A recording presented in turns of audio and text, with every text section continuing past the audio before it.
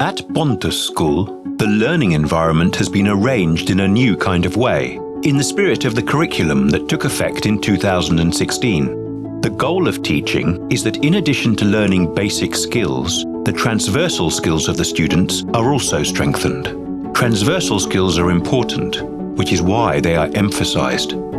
The students learn, to take care of themselves, to use information technology, to read critically, to look after the environment and their loved ones, and to be an active member of the school community.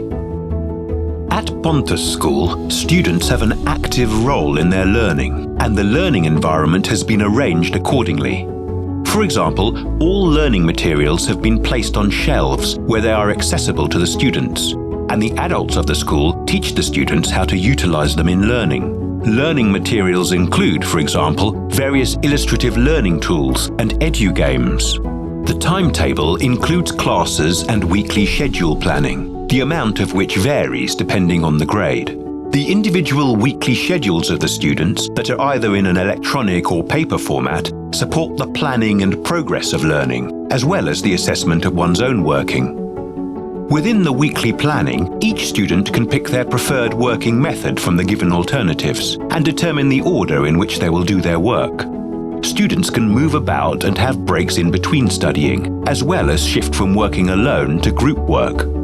Adults will set safe boundaries to the learning situation and guide the working based on each student's abilities and skills. There are 4 closed pods at the school, each pod with approximately 80 students.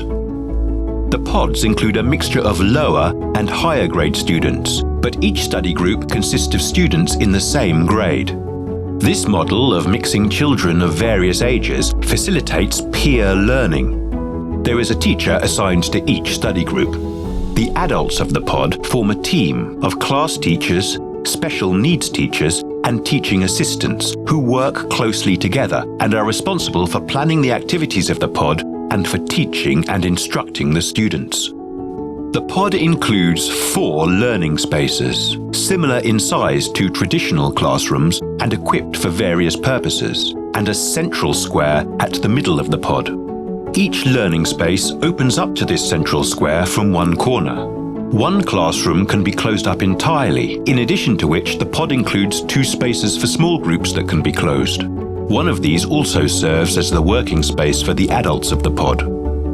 In addition to the home pods, the school includes several separate classrooms that can be closed, e.g. for special needs study groups, and special classrooms for art and physical education. In practice, all students of the pod are simultaneously present in the home pod for only a few hours each week, since some students are nearly always in art or physical education classes. A variety of different spaces and working methods are designed to meet the needs of individual students, promote student interaction, and create a sense of community. The feeling of inclusion and the ability to make their own choices help students to stay motivated and engaged with their work.